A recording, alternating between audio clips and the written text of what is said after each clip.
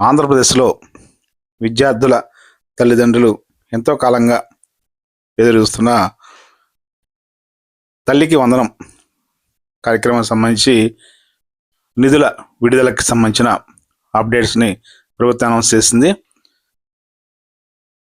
పాఠశాలల్లో ప్రభుత్వ ప్రైవేటు పాఠశాలలో చదివే 1వ తరగతి నుంచి ఇంటర్మీడియట్ వరకు విద్యార్థులకు ఏటా తల్లికి వందనం పథకం కింద ప్రభుత్వం ఆర్థిక సహాయం అందిస్తుంది. దీనికి సంబంధించి ఎప్పుడు రిలీజ్ చేస్తారు, ఈ ప్రస్తుతానికి దీనికి సంబంధించిన స్టేజ్ ఏంటనేది ఇప్పుడు తెలుసుకుందాం. తల్లికి వందనం పథకానికి సంబంధించి తల్లుల ఆధార్ పరిశీలన ప్రక్రియ ఇంకా పూర్తి కానందున జూలై 3వ వారం వరకు ఈ ప్రక్రియ కొనసాగుతుంది. తర్వాత వారి బ్యాంక్ ఖాతాల్లో ఈ తల్లికి వందనం అమౌంట్ని జమ చేస్తామని చెప్పి ఆంధ్రప్రదేశ్ విద్యాశాఖ మంత్రి లోకేష్ అనౌన్స్ చేశారు. 10th ఇంటర్మీడియట్ పబ్లిక్ పరీక్షల ఫలితాల్లో మంచి ప్రతిభ చూపించిన విద్యార్థులతో ఈ నెల 29వ తారీఖు షైనింగ్ స్టార్స్ కార్యక్రమం, అలాగే జూలై 3వ వారంలో తల్లిదండ్రులు టీచర్ల సమావేశం, మిగులు ఉపాధ్యాయుల సర్దుబాటు ఈ అంశాలపైన కూడా నిర్ణయాలు తీసుకుంటున్నారు.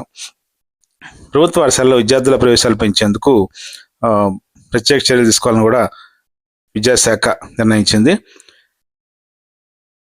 ఇక ఎప్సెట్, పాలిసెట్, ఆర్సెట్ లాంటి 12 రకాల ప్రవేశాల కౌన్సిలింగ్ జాప్యం లేకుండా నిర్ణీత సమయంలో జరిగే విధంగా కూడా చర్యలు తీసుకుంటున్నారు. విద్యార్థులకు ఇబ్బంది లేకుండా కౌన్సిలింగ్ తేదీలను ముందుగానే ఖరారు చేసి ప్రభుత్వ ఇంజనీరింగ్ పాలిటెక్నిక్ కళాశాలలో సీట్లను కూడా పెంచేందుకు పరిశీలిస్తున్నారు.